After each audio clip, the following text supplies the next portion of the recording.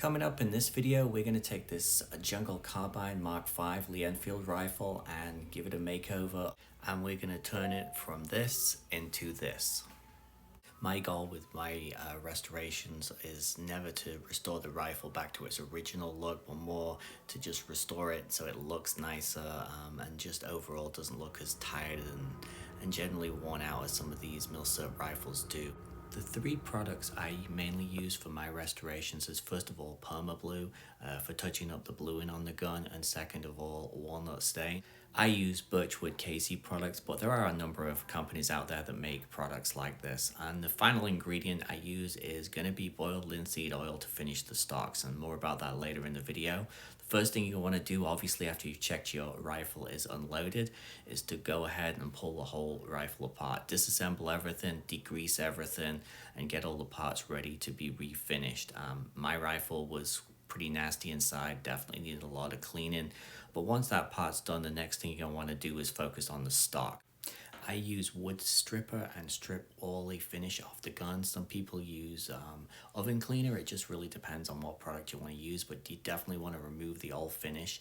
After removing the finish, this is what I was left with. Still a mess, but it's something I could work with.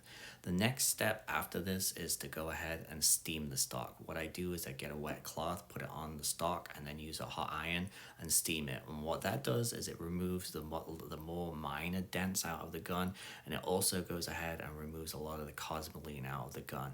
And as you can see, the wood's looking a lot lighter and brighter than it did in the previous picture.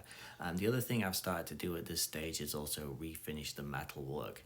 I don't strip it down, I don't remove all the bluing or anything like that. I just go ahead and go over the existing bluing with coal bluing, which is the Birchwood KC coal blue. I find it blends in really well with the existing bluing that's on the gun.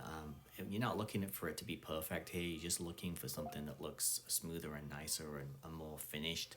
And as you can see from my pictures, and we'll see in the pictures later on, it does overall look a lot better than it did originally. The next thing I do is use wood bleach to bleach the wood and remove the rest of the stain out of the wood, and this is what I ended up with. It's not very pretty, but as you'll see in the next stages, it does get much nicer.